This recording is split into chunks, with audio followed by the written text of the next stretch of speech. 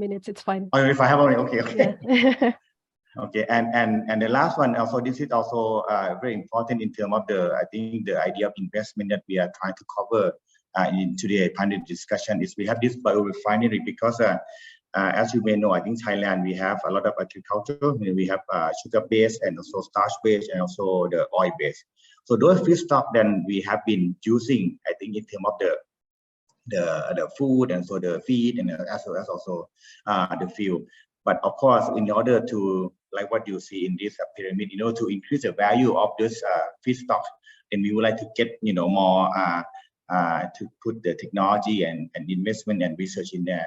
For example, like we want to try to get all this process, the thermochemical, green chemical and bio process, in order to get, for example, food and feed for the future. We can customize to have this because also food for the elderly and also the active ingredient as well as biopharma. So this is also will start with the research and development, the design engineering as well to prototype. So in this our BCG plan in Thailand, we actually has teamed up with the area we call the Eastern Economic Corridor, which is further down Pattaya on the east side. And it will be a new developed industrial area where our organization on intake of NAFTA will be responsible for this bio processing plant biorefinery industry. So we have teamed up with the European partner, and of course, under USC, this will be a good discussion we can have, and to have this kind of the GMP biorefinery plant, so that the small and medium enterprise can have access to this what we call the plant factory. So we can try to look at the functional ingredient, those kind of the high value product, in order to find another alternative market for the industry in Thailand. So this is still ongoing. I think we just had the kickoff, I think just earlier this year, and we are having, I think the construction should be finished next year. So there will be some of the investment that the government has been planted here, I think, and any of you who come to Thailand are welcome to visit there as well. And this is some of the scheme, the platform that we have. First we have the conversion technology to convert this low value feedstock into the high bio-based high value product that's listed here. I won't go into much detail, and I think should be much use of my time. Thank you very much, Madam Chair. Thank you so much, Dr. Chilakop, for the sharing. For those of you who have questions, please post it to us so we can address the question in the Q&A session. Dr. Chilakop just now mentioned about the ASEAN BCG. So ASEAN BCG is the ASEAN Biocircular and Green Network, one of the biggest initiatives for us in ASEAN, in which electric vehicle, EV, and hydrogen economy would be one of the major focus for ASEAN in the coming years. Thailand is currently championing this initiative, and we at the ASEAN Secretariat, we are very excited with this BCG initiative, and we look forward to support Thailand with this BCG. Right. Next up, we have with us Dr. Andy Tirta from ASEAN Center for Energy, or what we call as ACE. Dr. Tirta has a strong background in material science and engineering and experience in social policy development. In his role as the manager of Energy Modeling and Policy Planning Department, he leads and joins several projects and studies in ACE covering issues on energy efficiency, renewable energy, electric vehicle, battery hydrogen, clean coal technology, green financing, energy database, and energy policy development. He graduated for his master and doctoral degrees from Yuan Nam University. We have all the perfect speakers to discuss our topic today. Ladies and gentlemen, please welcome Dr. Tirta. Yeah. Thank you so much, Dr. Zurida, for being moderator for our sessions. And thank you so much on behalf of Dr. Nuki Adiotama, our Assistant Director of ASEAN for Energy. I would like to share our experience and also our thought about the theme of what is digital transformation for green energy growth in ASEAN. Next slide, please.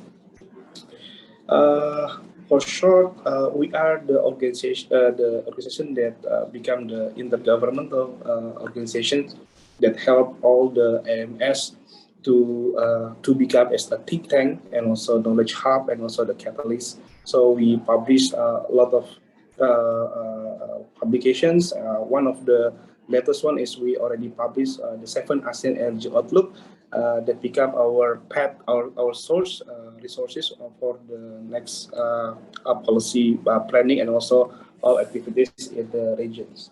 Next slide, please. Okay.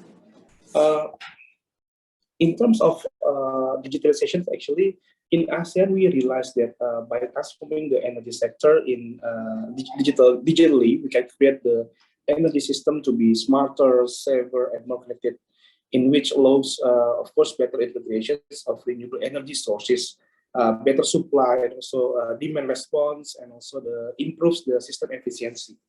Moreover, digitalizations in power network also reduce costs and decreasing cost of operations and maintenance, improving the power plant life and network, and of course, reduce the unplanned outages and downtime, and also, of course, extending the operational lifetime of assets. Thus, in late 2019, we launched our digital technology for ASEAN Energy that reported we emphasize our commitment in transforming the digitalizations in energy sectors, as well as providing useful info on digital technologies in energy sectors and success stories of the digitalizations projects in IMS and its neighboring countries. And of course, the challenge still same, like we still have, like today is about the access of the energy, the resources, and also the environmental challenge. Next slide, please.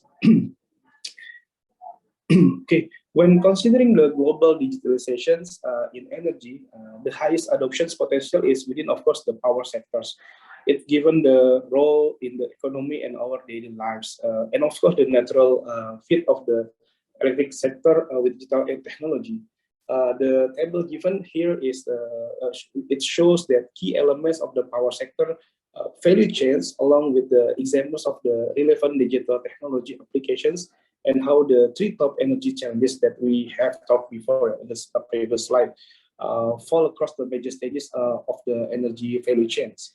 And challenge in the energy access, for example, require value chains from the transmissions, the distributions, and of course the consumptions, and also so on. It costs, I mean, if we can implement these digitalizations, at least 5% of the cost of this energy sectors could be reduced. Next slide, please. Okay, with that all considerations, some recommendations in power system digitalizations are given, in which categorized into two. One is digitalization centric, where the end goal is to increase the digital transformations penetration rate, and the power centric, where the digitalization is meant to support the power system transformations.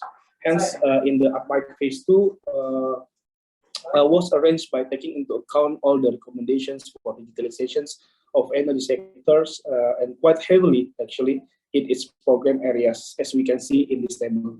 You can see in the ASEAN power grid, coal technology, ENC, renewable energy, and also the REPP itself. We put all concerns in this program area. Next slide, please. Moving on, according from our published 7 ASEAN Energy Outlook projects, ASEAN member state will be set to reach the 23% RE share in the applied scenario. Here we can see the trend where each scenario from the IMS, as we mentioned as the ASEAN target scenario, and also the applied target scenario or IPS, and the least cost optimizations or LCO, where the RE share gradually increase until a particular year and then decline. There are two main factors actually causing this RE decline, technical and regulatory aspects of the dispatch management, and also the insufficient offset to the increase in the consumption of fossil fuel in the end of sectors. So how do we avert this trend? We can see that based on studies made by ACE, there are two factors that are affecting the higher RE penetrations in the future will be.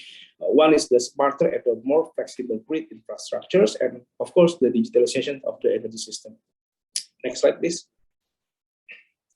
And of course, as you see that ASEAN has the very potential as a potential source of the energy when it's become the one of the region that become more solid and also cooperate each other's, where there are a lot of there are currently 7 gigawatt of the access project with a total 26 projected for the future, 26 gigawatt for the future. So when the digitalization and also some technologies that included on this plan, of course, it will help a lot for the ASEAN countries. Next slide, please. Okay, we have actually the concrete plan, yeah, for this implement the digitalization and incorporate technology to contribute into the energy transition to the and green energy economy. One of the program areas of APAI 2016, it shows that the adaptation of the digital technologies in our power sector will develop a smart demand response system, thus providing the grid flexibility which is required to address higher expectation of RE in the future. So it's become a must when we talk about all the potential technology in these sectors. Next slide, please. Okay. And as you can see in the digitalization in the E&C sectors, it's also possible that as you see that it's all about the data, digital information, the analytics, and also the connectivity, and all the sectors like to support the E&C become possible in the residential, in transport, industry, and also the commercial building. So more advanced technologies and digital applications can help ASEAN to achieve the EI reduction target that we are targeting in the 2025 or 25%. Okay, next slide, please. I think that's all from our side. We are very welcome if there's any discussions that from the participants. Thank you so much. Thank you so much, Dr. Tirta, for the insightful sharing. Indeed, ASEAN as a regional PEC, we really rely very heavily on the great work accomplished by ACE, the ASEAN Center for Energy, towards materializing our ASEAN decarbonized economy. So before we proceed to the next speaker, since we have time now, I would like to pose two questions, one to Dr. Tirta and another one to Dr. Chulakop. For Dr. Tirta, you mentioned about the BESS.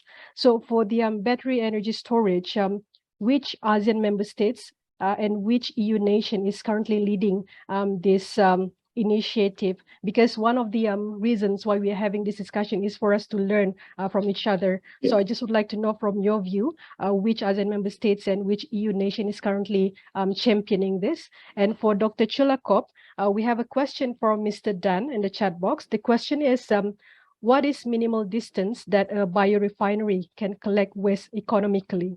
Please, Dr. Tirta and then Dr. Chulakop. Thank you. Yeah, actually, you can take you can take this information in detail on our latest publications in the ASEAN Energy Outlook 7. It's free to be downloaded.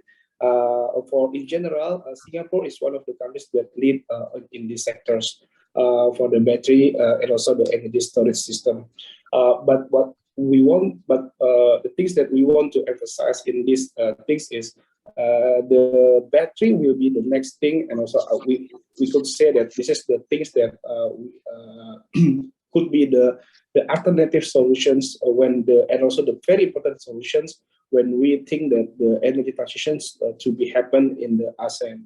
So of course, when you talk about the battery and also the energy management systems, all of them are about the digitalizations and also some algorithm, some research, of course, should be injected. So it's not only about the material as to support the system, but when there's the energy management system, it becomes the another things that need to be elaborated more by the ASEAN countries. I think that's all. Thank you so much, Dr. Tirta. Now, can we listen to Dr. Chulakop, the question about the biorefinery? Sure, thank you. I think that's a very interesting question, because I think when we put the biorefinery, it depends on the size that to be able to collect the feedstock. I think usually we will have a maximum distance so that we will not, competing against the same feedstock, or in the case in the question is the waste collection. So I think for the minimal, I think it's not wouldn't have the clear limit for the minimum. Usually it's a maximum radius would be for Thailand. I think in our industry, then we are focusing on within, I think, a few hundred kilometers, but no minimum distance that I know so far. All right. So we are working based on the maximum distance, not the minimum.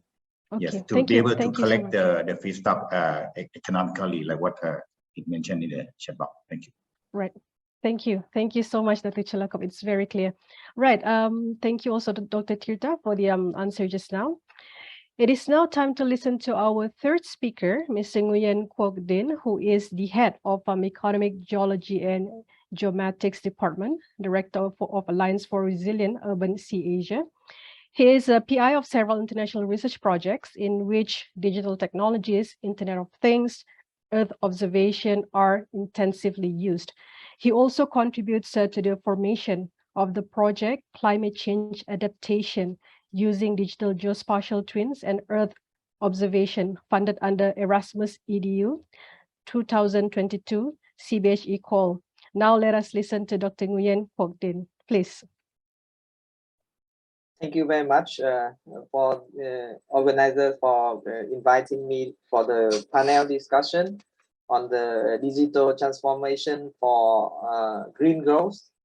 As you know that the Vietnam government that recognized the digital transformation as the mean for the green growth and toward the sustainable development goals. So on June the 3rd, 2020, the Prime Minister of Vietnam give the decision number 749 to give out the program for national digital transformation by 2025 with the orientation towards 2030. So the vision by 2030 is quite ambitious. Vietnam becomes a prosperous digital country that pioneered trying out new technology and models that complete fundamental and comprehensive reform in governmental operation, economic activities, enterprise, and the way people live and work, and has established a shape, civilized and widespread digital environments. So to do that, the Prime Minister and the government point out the importance of the point of view that focus on the awareness of person from different level that plays a decisive role in digital transformation, and also in digital transformation, the people are put in at the heart of the digital transformation. So the people and the company should benefit from the digital transformation and for green growth. And the third point is the institution and technology are the driver for digital transformation. And the fourth, and I think that is quite important, that to develop a digital platform is a breakthrough solution for promote faster digital transformation, reduce costs, and increase efficiencies of the society. Dr. Nguyen, I'm sorry yes. to interrupt, but we are still seeing your first slide. Yes, I just had the introduction. Okay, right. Thank you. For my first slide. So sorry, okay. we value the international cooperation is an important solution to realize the digital transformation, especially promoting this digital transformation in society. So thereby creating traction in the digital transformation process in state agency. So we see that the international cooperation is very important, so that in the framework of Erasmus Mundus program, we propose a CADIO project. The CADIO is the short for climate change adaptation using digital digital geospatial twins and Earth observation.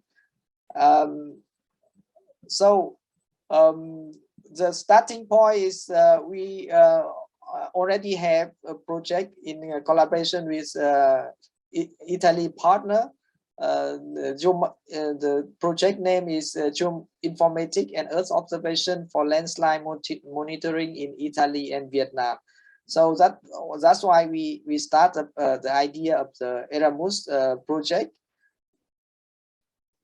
You see that despite the beauty of the landscape of Vietnam, the environment is quite fragile, and Vietnam is being the 6th worldwide most affected country by the natural disaster and other weather-related losses. So it's important that the project to provide the religion strategy for adaptation and reduction of the disaster loss, and also the Earth observation technology also provide the means to reduce the effect and the loss of the climate change and disaster accompanied with that. So at the moment, you know that European countries provide a big geospatial data service through the European Copernicus, and most of the data are open and free of charge. And the new methodology and open sources tool to increase the capacity of sensing and monitoring of status of environment and disaster also bring to the creation of digital twins that enable revisiting the past and understand the present, and also predicting the future in the not only in Vietnam but also in the Southeast Asian countries. So in Vietnam, according to the statistic, we lost 1 to 1.5% of the GDP a year in the last 30 years.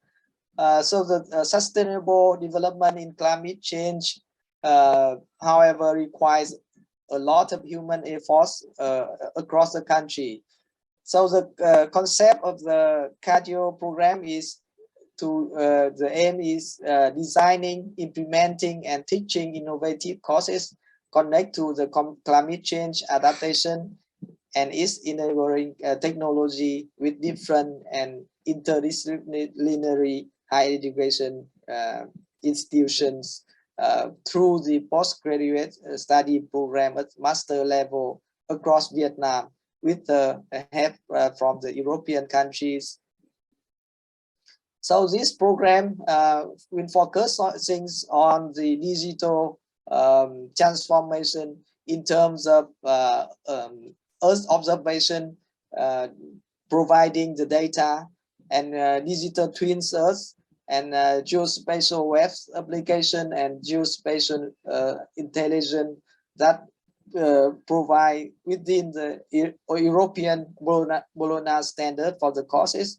And the duration of the course is 26. Duration of the project is 36 months, and the course given by English. So the advantage of the project is the collaboration. We bring in the course material are provided by European countries and Vietnamese partner to co-create and cooperate in the teaching and designing the courses.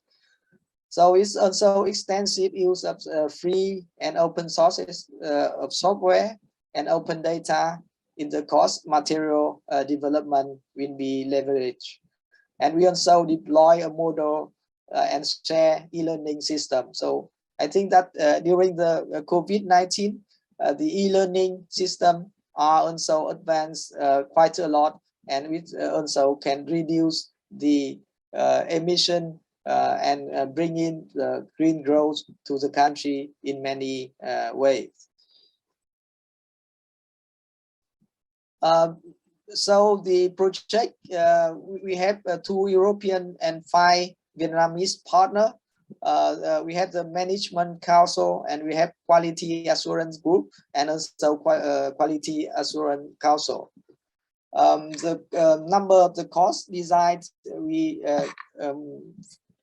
target at 4 courses, and number of staff receiving the training is about 20. That is some target number that we will provide during the implementation of the project.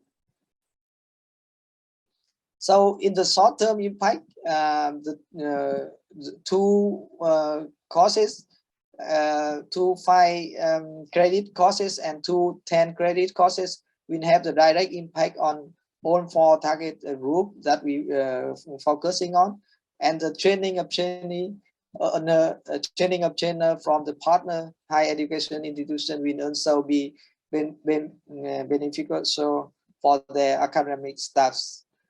In the long-term impact, we focusing on increase the awareness of climate change impact amongst the own target group, and we improve the environmental management and the project sustainability and continuation objective to disseminate the courses among the other higher education institutions after the project lifetime between partner. So, Dr. Nguyen, I'm sorry to yes. interrupt. You have 1 more minute. Thank you. Okay. So for this one, we also communicate with the other partner in the ASEAN country, and we disseminate the results to them. And the partner of the project, including 2 university, Polytechnico from Milan, Lund University from Sweden, Hanoi University of Mining and Geology, Hue University of Vietnam, Vietnam German University also in Vietnam, and Phenica University in Hanoi. We also including the Vidagis, quite a big company focusing on GS, and they will bring the research and innovation into the market. So thank you very much for the listening. Thank you. Thank you so much, Dr. Nguyen. Through KDO project, I think personally, you have done such a great work leveraging on our partners' open satellite data to work towards climate adaptation. This is a very great example on how two regions, EU and ASEAN, collaborate. Before we proceed, just a quick question for you, or Dr. Nguyen. What was the most challenging part of implementing this KDO project? Before you answer that, I would like to also highlight here that there are 2 questions in the chat box that Dr. Tirta had already kind of responded to. And one of the question is asking about the future, whether it's energy or the future of energy, whether it is battery or hydrogen. Dr. Tirta already answered to that question. Maybe I would also like to hear from Dr. Chulakop, your view on this question. The question is, which is going to be the future energy, battery or hydrogen? First, let's listen to Dr. Nguyen first on the challenges faced in implementing KDO project. Please, Dr. Nguyen. Thank you very much, Dr. Zurina Muka. I think that for the project, the challenge in the process of implementing of the project in many ways. The first one is, I think, quite challenging is the communication within the consortium, because we have been experiencing quite a long time of COVID-19. So most of the communication we have been doing through the online meeting, so that now the COVID-19 is lessened, so that I think that the problem is not anymore. But another thing is, one of the challenging is also the English level of the student in Vietnam. So we try to implement the courses in English so that the level of English of student in Vietnam should be improved, so that student can absorb and can understand the content of the course, and also they can quickly adapt and also quickly learn what is the new technology that we are bringing. Thank you. Thank you. Thank you so much, Dr. Nguyen. Next up, Dr. Tuchulakop, your view about the Yes. future energy, whether it's battery or hydrogen.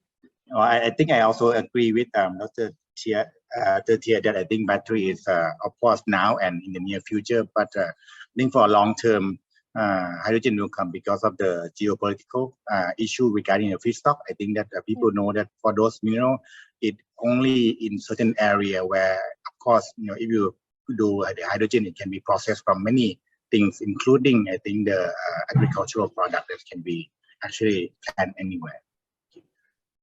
Okay, right. Thank you. Thank you so much, speakers, for the answers. Now, moving on, it's time to invite Ms. Mylene Abiva, the President and CEO, Felta Multimedia, Quezon City, Philippines. Felta is the education solution provider of Intel Education since 2012 and Microsoft Global Training Partner since 2013.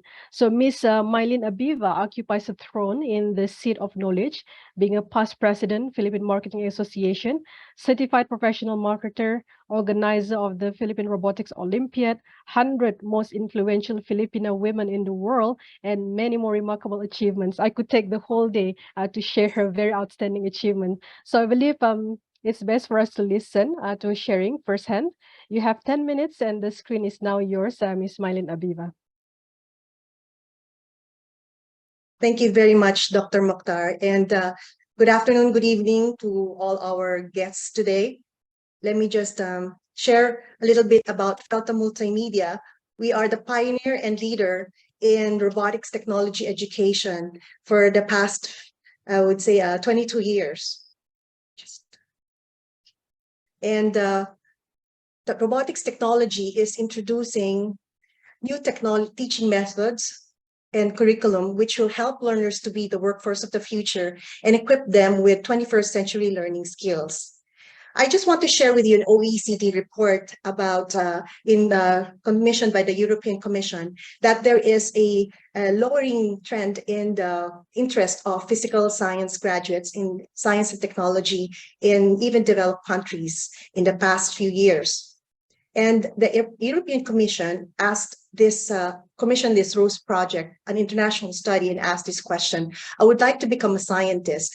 And here in the Philippines, and we have a lot of the students, 70% of girls and 80% of boys want to be a scientist. And you will see that in developed countries, less and less or boys want to be a scientist, particularly not the girls. The next question posed by the ROSE project is, I would like to get a job in technology. And again, the same pattern in developing countries. Everybody wants to work in technology, but not given opportunities. And in wealthy or developed countries, nearly no girls want to work in technology, and even boys are ambivalent. So this may pose a problem. Well, an example of which is tech-driven country called Japan. In Japan, where there are less and less students who are interested in science and technology. So what are the implications? Science and technology plays a key role in modern society as it becomes more knowledge-based and competitive. And we in industry will have, if we do not have more young people to pursue science and technology, and if this negative development is not turned around, companies will find it increasingly difficult to attract and maintain the right workforce in the future. So what are the core skills that are needed for the 21st century student outcomes? We need them to have 21st century skills in core subjects like science and technology, information and media technology, life and career skills, and learning and improvement in the 4 Cs. So recommendations of the European Commission Brocard report is a reversal of school science teaching pedagogy from mainly deductive to inquiry-based science education, or the IBSE. It is proven that its efficacy at both primary and secondary levels is increasing children's interest in attainment levels. So IBSE is beneficial in promoting girls' interest and participation in science activities. The ROSE project also states the recommendations that prime importance of values, attitudes, and meaning or context for interest in science and technology is important. Teaching has to be motivating, meaningful, and engaging. Teaching has to link up to what the learners bring to the classroom. And in particular, there seems to be a need to humanize school science. When I was growing up in high school, I had to memorize a lot of formulas for mathematics and particularly in physics. So these are the interventions that Felta Multimedia has started and improved in robotics technology and education. We have the teacher training, both face-to-face and virtual. We also have a memorandum of agreement with the Department of Trade and Industry and the Department of Science and Technology. We also have a new program for agriculture, robotics in agriculture for digital agriculture and makerspace in the University of the Philippines, Los Baños, which is in coordination with the Southeast Asian Research in Agriculture and Graduate Studies. And we also are promoting World Robot Olympiad STEM Academy pilot program, including Arduino and robotics program for senior high school students. So these are some of their creations. And we have been conducting all these pilot programs during even the pandemic.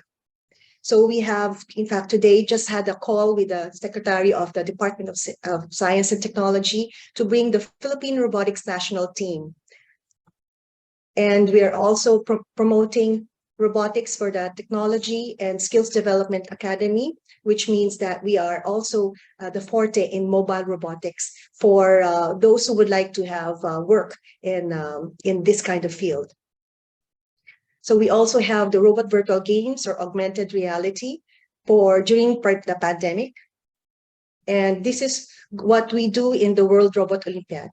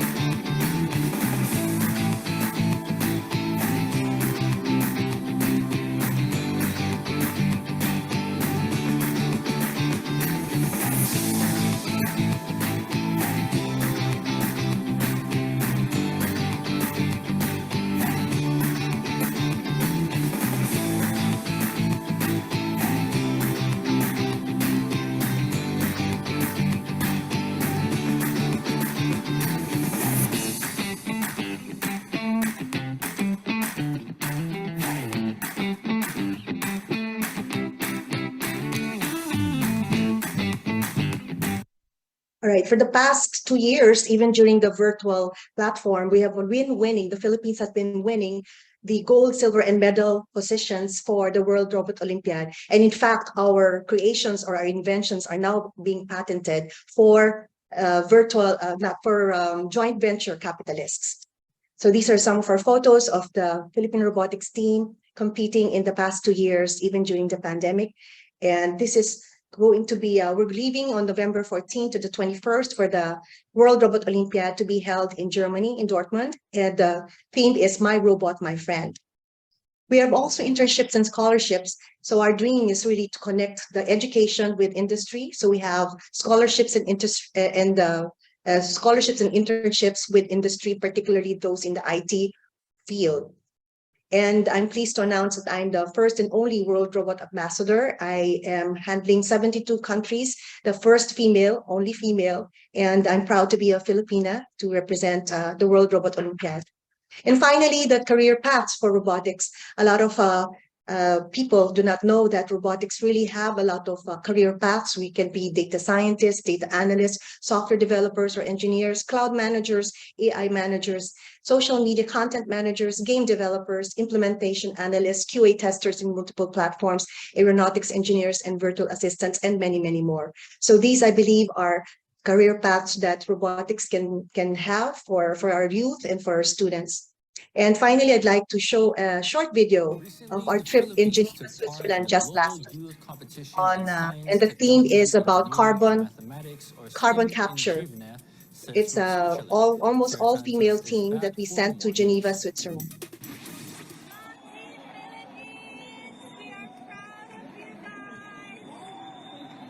Philippine robotics robotics national team, represented by DYCI Prime's robotics team, participated in First Global Challenge, which took place in Geneva, Switzerland on October 13 to 16, 2022.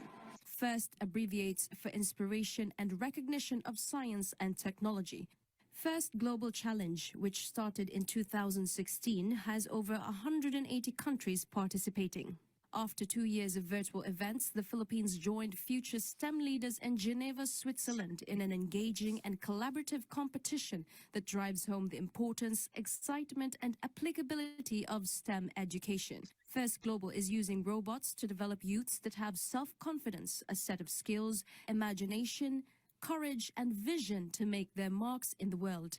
The DYCI Prime's robotics team, composed of Daniela Angela de Guzman, Nicole Flores, Dwayne Denzel Hipolito, Christine Lana Bernardino, Stacy Cruz, and Coach Beryl Cruz, accompanied by DYCI President Dr. Michael Yanga.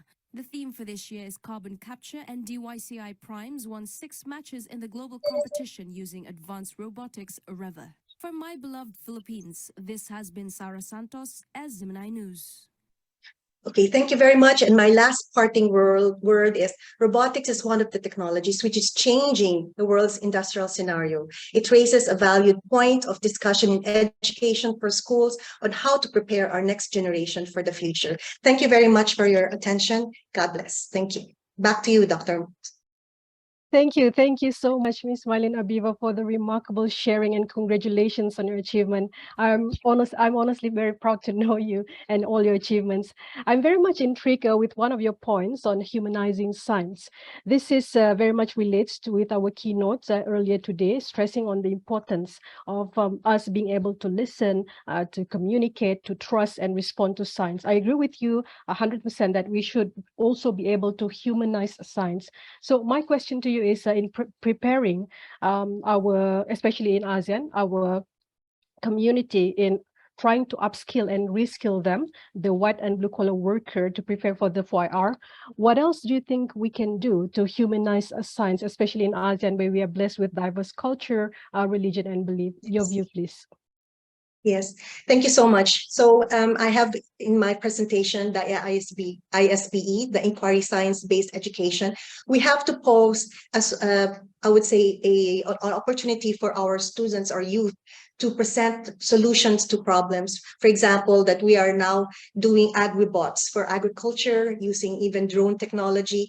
And that will help not only our country, but also on food security. So this, I believe, is important for us to impart in our youth. So for the ASEAN, we have to work together. We can exchange ideas on how to motivate our youth in this problem solving. In fact, I believe that science fairs is just, it's a traditional way for us to present our solutions. So we are now actually have the future innovators where we present, for example, our theme is agribots for the senior high school, and for the junior and elementary level, we have the My Robot, My Friend. So let's all work together at ASEAN because we have similar solutions that can be given and policies that we can present to governments and the science community. Yes, thank you. Thank you so much, Ms. Mylene Abiva. Great answer. So viewers and ladies and gentlemen, we have 2 more speakers. Just to let everyone know, we have 360 participants registered to our session today, and we are joined today by hundreds of our viewers. Next up, we have Dr. Rini Abisamis from the SU Aguilo King Center for Research and Environmental Management, Philippines. Dr. Rini Abisamis is a marine scientist specializing in coral reef fish ecology and conservation in the Philippines. Very interesting. He obtained his master's degree and PhD in marine biology at James Cook University, Australia. He's a recipient of the Australian Alumni Excellence in Innovation Award. Congratulations. Marine protected areas and the effects of fish population, fisheries, and biodiversity are major focus of his work. Please welcome our 5th speaker, Dr. Rini Abisamis. Thank you very much, Dr. Zarina. I hope you can hear me quite well. Yes. And you can see my slide. Yes. So I'm just giving a short talk to try to focus on possible opportunities for collaboration between EU and the ASEAN in the nexus of marine conservation, citizen science, and digital technology. I'm not an expert in citizen science or digital technology. I'm a marine conservation expert. So please bear with me if some of my messages are not sounding right. Okay.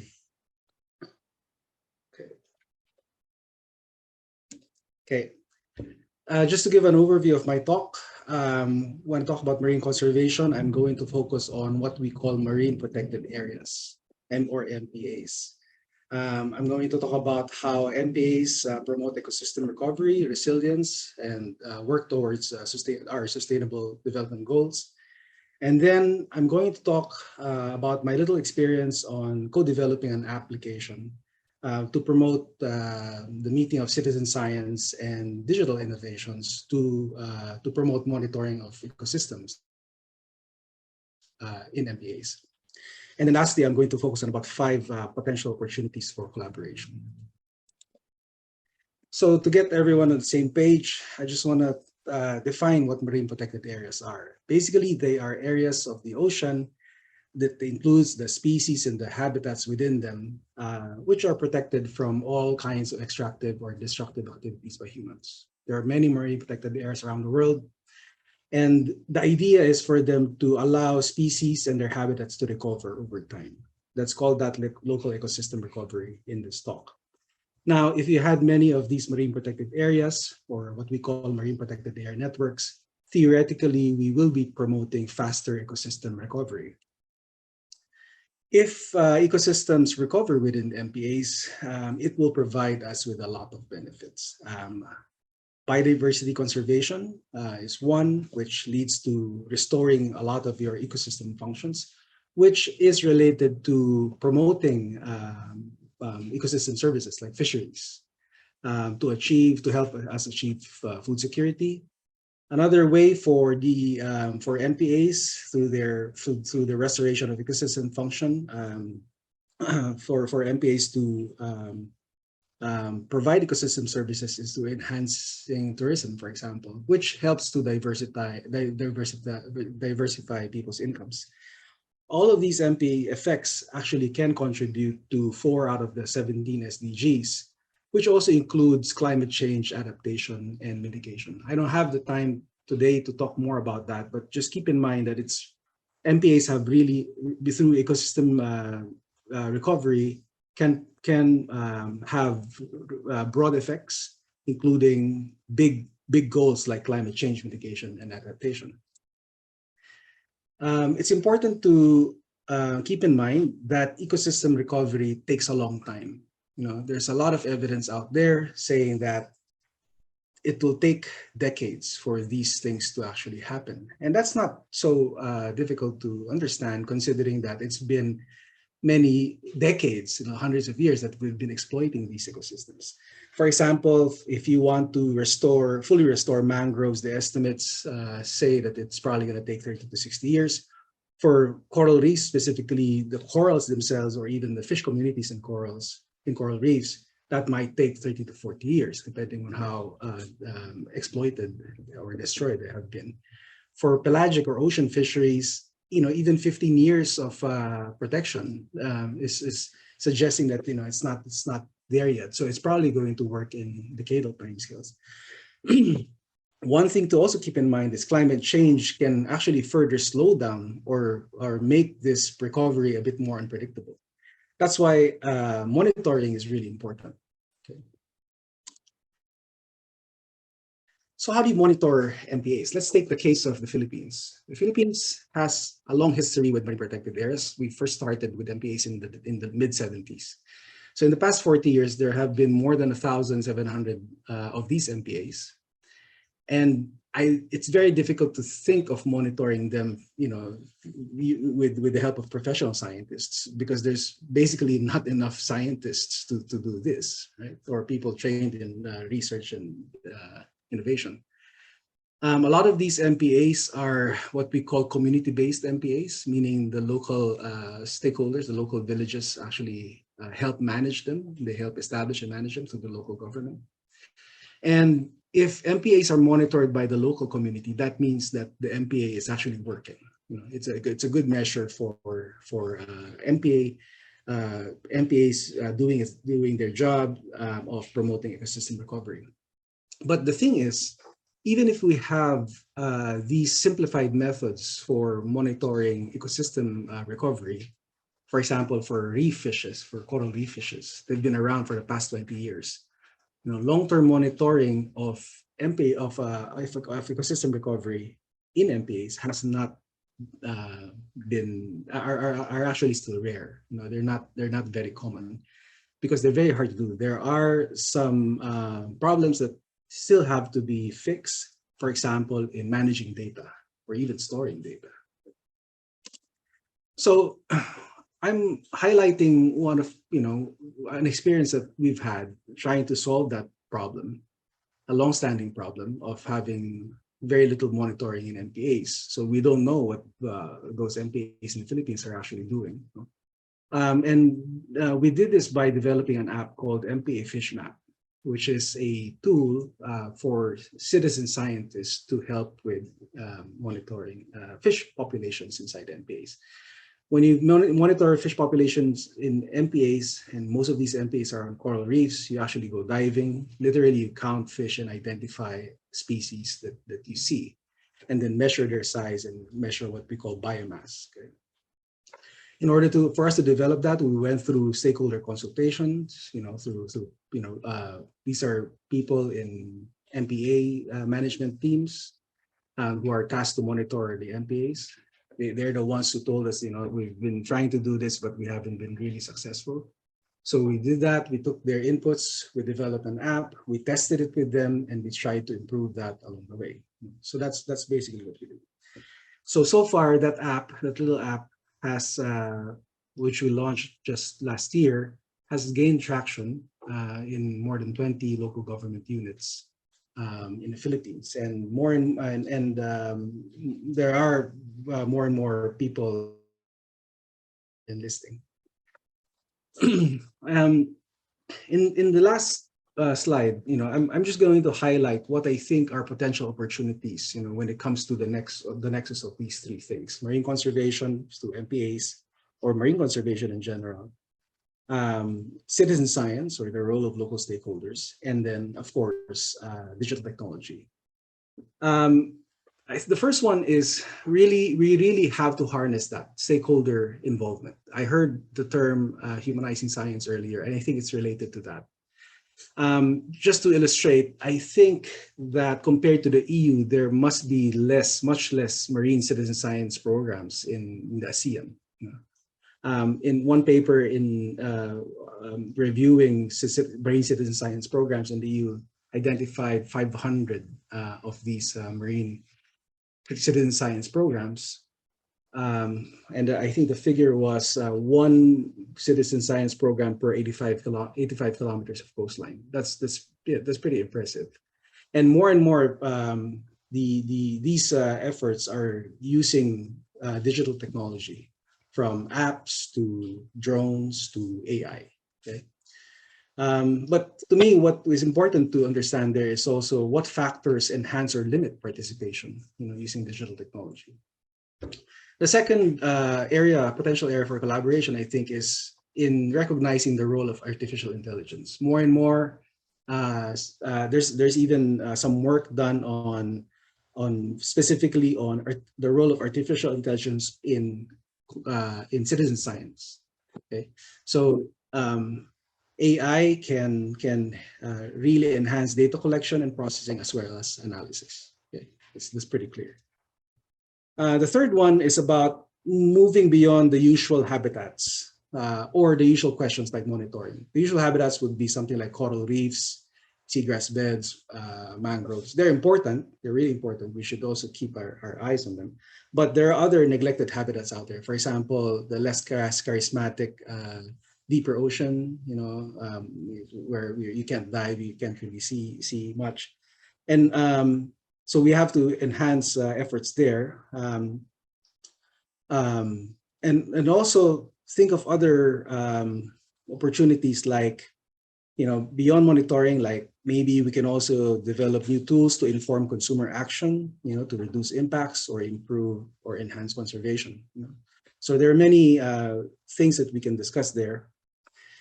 The fourth one is trying to anticipate big challenges and risks in acquiring a lot of that information through citizen science. Okay. So you might have AI to help you with that, but what are you going to do with all of that data and all of that knowledge? There must be, and there are some papers that actually point to try to think about this. How do you manage all of that data? How do you maintain data integrity? How do you maintain data quality? Okay. So I think there are opportunities there. The last one is about strengthening what is normally called data governance. I've come across this concept when we were developing MPA Fish Map. And I realized that there have been so many efforts to try to promote these digital tools, but there's hardly anyone really thinking about how do you govern the data? How do you manage the relationship of the data and the potential users of data? Okay. So I think that's really important, especially if we talk about not only security and utility of the data, but also continuity of the data. So if we're developing these digital tools and we're talking about ecosystem recovery, for example, which operates at long time scales, we have to make sure that those tools are available for a very long time. Okay. So yeah, so that's it for my little seed talk. I hope that was useful for this discussion. Thank you very much for the opportunity to be part of this panel. Thank you.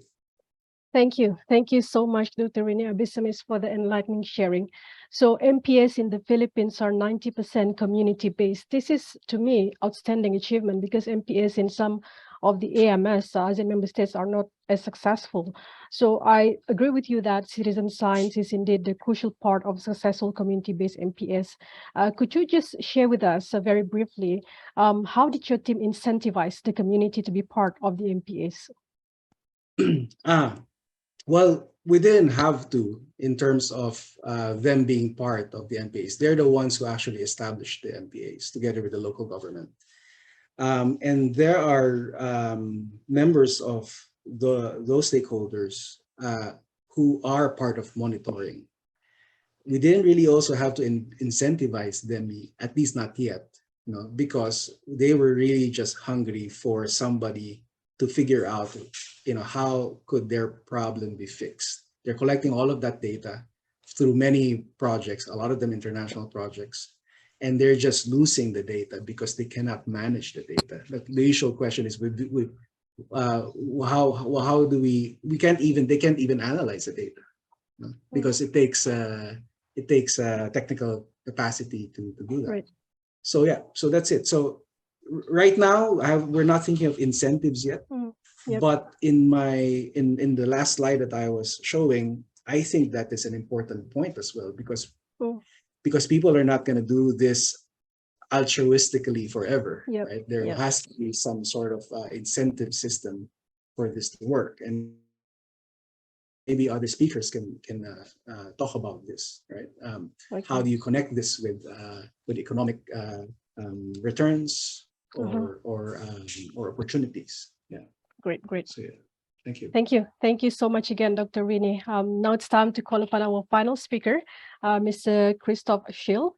We have another 10 minutes or so in this panel discussion. So Dr. Christoph Schill has earned substantial expertise in finance and banking, human resource project management, and consultancy since 1996. He first came to Vietnam in 2010 as an organizational development and product innovation consultant.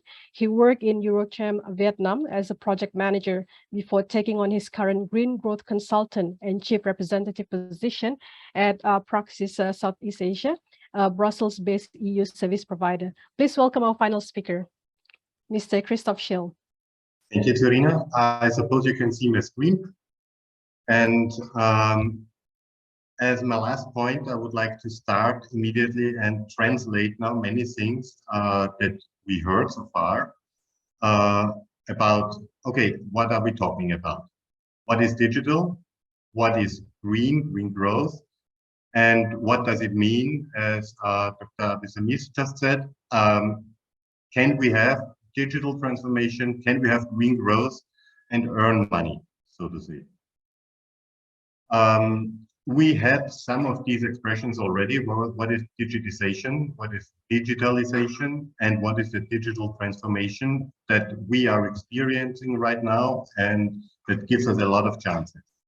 So just to roll through these terms, because this is important, for example, for an SME. It's losing data as well, that's even not collecting them, especially not in a digital form. There we are at the digitization. They collect them analog, and that's it.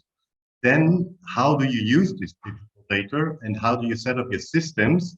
There we talk about digitalization. And when you're able to transform your whole project, your whole enterprise, or your whole economy, then we talk about a digital transformation. And there is also one interesting quote that you say you can make digital also in a sustainability way and in a profitable way. You cut your costs, you become efficient in electricity or energy consumption and in your environmental footprint by going through this digital transformation. So these are my first three major points I would like to address to you. While we talk about the economy as a whole, we had certain sectors already represented today. Agriculture, for example, and there has been a study from RMIT in Vietnam who looked at the primary sector in agriculture and what about their digital transformation.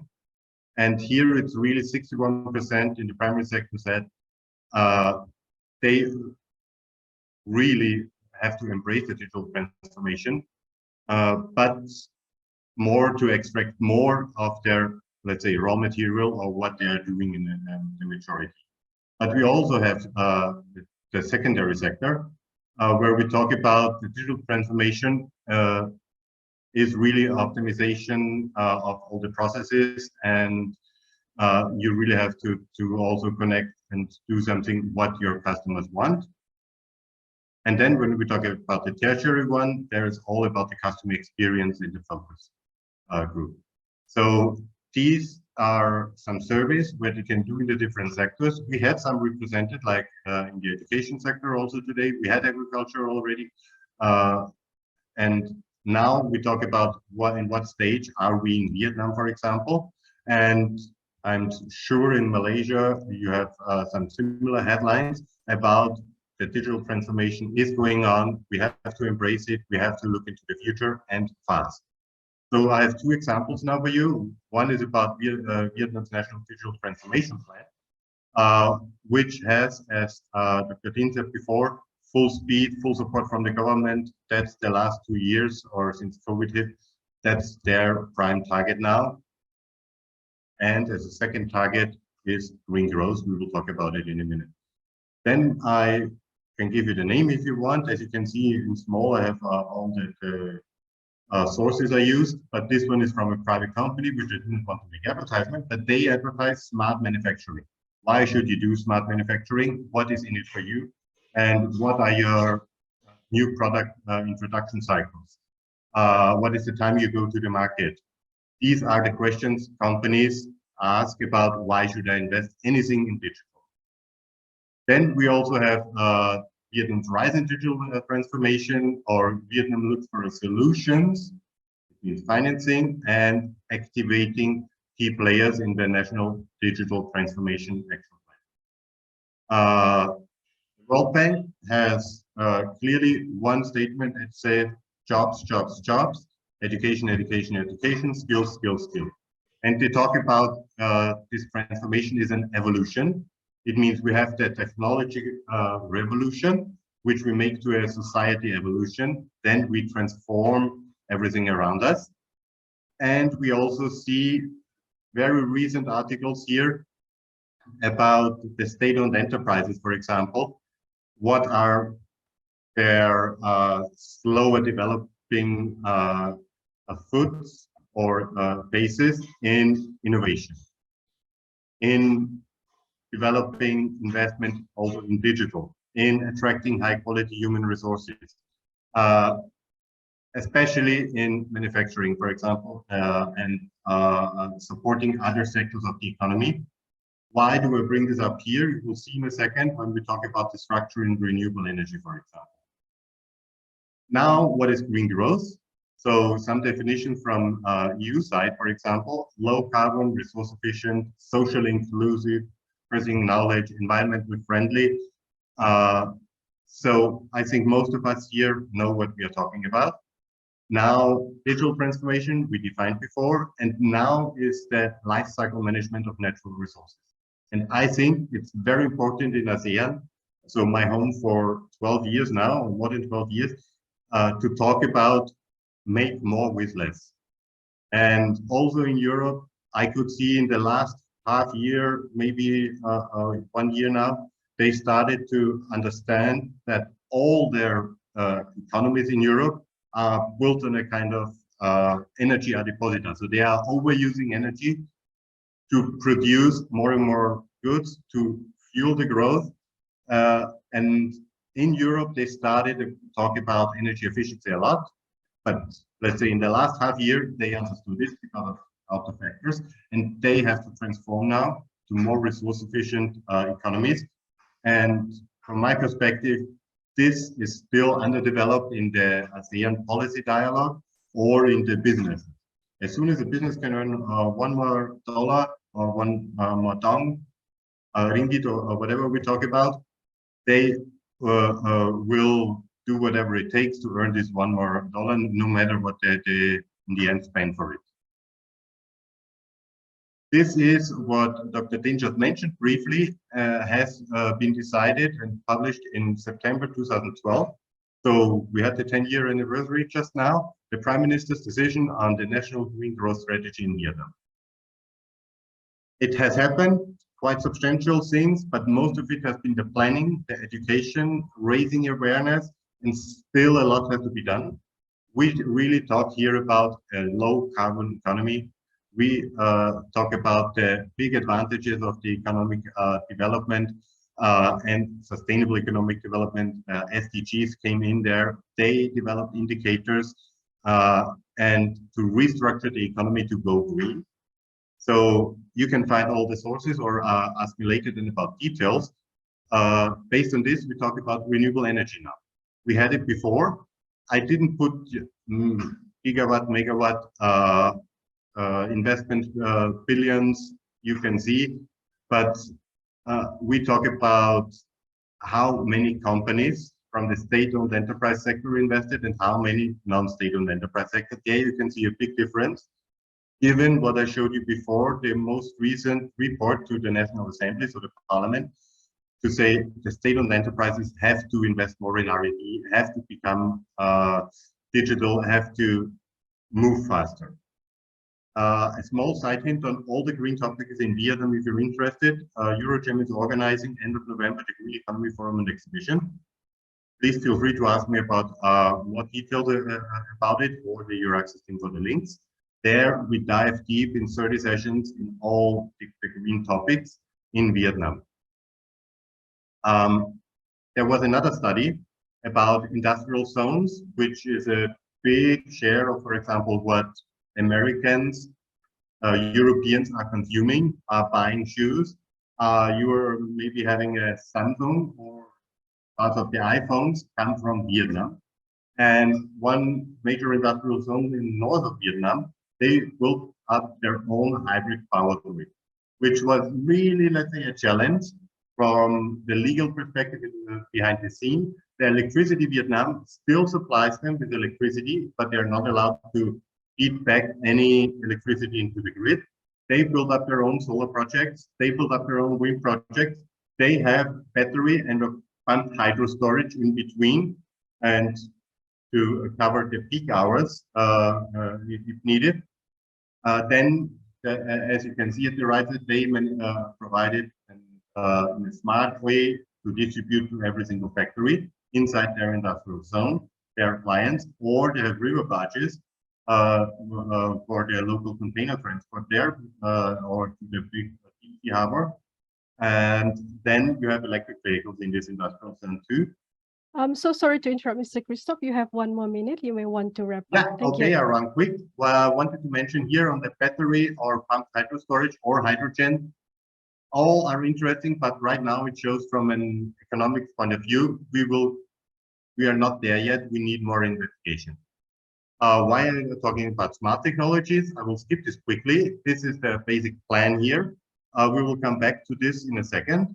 We talk about what is interesting that the manufacturing sector increased way too much on their kilowatt hour to earn $1, and their businesses are not motivated by plans or other things, but by competitiveness, profitability, and supply chain revenues. This is what they need. As you can see here, smart grid is in the center of this industrial zone, for example. This is what you need, and smart means here, as you can see in the center, R&D, a training center, a data center, an incubation center, a university. So skills, skills, skills. We mentioned these basic points about it.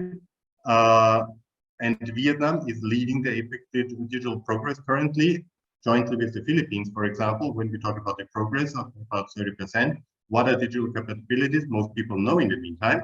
And before I come to my last slide, we also had a green tech transfer project recently where we talk about technology. Technology is one part of it. And then we come to the European Green Deal, where you can dock on, you can connect, as we heard it from previous speakers. And one core part of the Green Deal is at the right corner, if you can see that, mobilizing research and fostering innovation. Thank you so much for all your attention. And I think I will leave it for that now.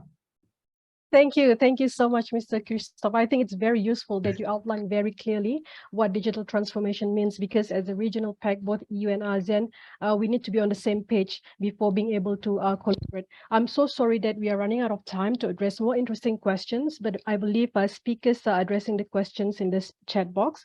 Thank you again, all speakers and viewers. I think many of you would agree with me that you have shared today a very insightful sharing and also insight, because all your sharing today are not just what we can read in the research papers, but what you have shared are the research and innovation that really managed to make its way through to practical application and policy formulation. So in the interest of time, I'm going to conclude this session very quickly. Since all speakers come from different, but I would say complementing background, I would like to seek all speakers to name just one biggest opportunity for ASEAN to expand collaboration to the EU in your respective sector. I know some of the speakers that have shared this in their presentation, but we just want you to highlight one biggest opportunity within your sector for us to collaborate with EU, because this is very important. We hope the organizer can take on board the very valuable output and suggestion coming from this panel discussion to be materialized in the near future. Maybe we can start with Dr. Chulakop, please. Yes, I think the idea of the carbon neutrality, I think that has been recognized in ASEAN, some other ASEAN member states now. So I think the technology that can decarbonize those sectors, especially energy producing sector, in my part is for power producer and also the transmission. It will be a good collaboration in ASEAN. Thank you. Thank you. Thank you so much, Dr. Tirta. Yeah, actually, currently we are developing the cooperations with the project. What the name is E-Ready for the ASEAN and also Europeans as a further collaborations. So if I was asked what's the potential collaboration, maybe in about the e-mobility, it would be great to be benchmarking to the Europeans. And also about the smart grid and the other things, but EV penetrations. So those three things maybe could be the things that we could learn and also cooperate with the Europeans. That's all. Thank you. Thank you so much, Dr. Nguyen. Dr. Nguyen, please. So from my point of view, I value the collaboration between European countries and ASEAN countries in research, innovation, and education. So with the collaboration in education, especially in high education institution, we are prepared for the human resource that is ready for the digital transformation for green growth. Thank you. Thank you so much, Ms. Mylin. Yes, I believe same with Dr. Choktin that we need to have a ASEAN curriculum right shop where we can have STEM, science, technology, education, and mathematics workshop so that we can have the youth to be part and to be ready for the EU for our technology. Thank you. Thank you so much, Dr. Rene Abisimis. I know you have shared this before, but maybe you can just point out one biggest opportunity, please. I think to me, the first step is, I think in my case, is to enhance stakeholder involvement. Yep. That not only enhance, but also diversify stakeholder involvement, because that's very challenging. If you're dreaming about digital transformation, you'll have to deal with so many stakeholders with different educational backgrounds, cultural backgrounds, yep. Everything else. Yeah. So to me, that's probably a good opportunity for collaboration. Thanks. Thank you so much. And last but not least, Mr. Christoph Schung. So in my point of view, I think I said it right before and repeat it and agree with Dr. Tin or Andy. It's about clean technology and the digital, embracing the digital transformation fully. This is the only way we can make this great transformation of our societies and our planet in a sustainable way. And I think we have to start what we are doing right now with education. We have to educate the future leaders. We have to bring the message to them through collaboration on a global scale.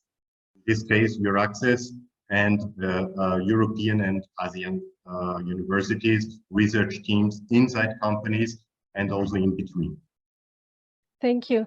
Thank you so much, all speakers, excellencies, delegates, and viewers. We have spent a good 80 plus 10 minutes listening to our experts and exchange ideas. Thanks again for all your support and contribution. That being said, I personally hope that the discussion on digital transformation for green growth, the role of research and innovation will not stop here. We will need to collaborate and continue to work together. Before passing this to Dr. Suzanne for a photo session, my parting message is whoever and wherever you are, let's continue to reinforce each other's effort in upholding digital transformation for a greener future, not just for us, but also for our grandkids, the future generation. Back to you, Dr. Suzanne. Thank you to you, Dr. Mokhtar, for fabulous moderation, and thank you to all the panelists. That was a really very inspiring, extremely professional session. We're very happy that we're starting our R&I Days 22 with such a fabulous panel. And as you can see, I'm not sure whether you had a look, but the people in this session were actually increasing as we went on, which I think is a great sign of how high quality this discussion was. So thank you so much. And for everyone who has been listening, we do hope that you'll also join us in the next 10 days. We have another 15 sessions waiting for you tomorrow at 4 o'clock Singapore time, which is 9 o'clock in Europe. We have a workshop on open science tools for researchers, which of course is important for everybody who is trying to get their ideas into the world and to build partnerships. But over the course of the next few days until the 11th of November, we have a lot more panel discussions. We have best practice sharing sessions and workshops, and particularly on the 9th, the 10th, and the 11th of November, we have invited our colleagues from the various EU member countries and associated countries to share with us what's happening in Europe in the areas that we're talking about. And these are also opportunities for you to perhaps identify potential research collaborators. Now, enough from me. I'll hand over to my dear colleague, Dr. Jenny Elmaku, to close the session for us. Please, Jenny. Nothing else left to say but to thank all these incredible speakers. Thank you so much for taking the time, and to all of you as well joining us. I've put inside the chat the link to the website for you to register. I hope though that everybody here, this is just the start of the conversation. nothing happens in a vacuum. So now we are connected. And so we hope that this connection flourishes in the next days, in the next years, so that we can really, reach sustainable development goals and also solve together the world's problems. Thank you so much. Good afternoon to everybody. Goodbye.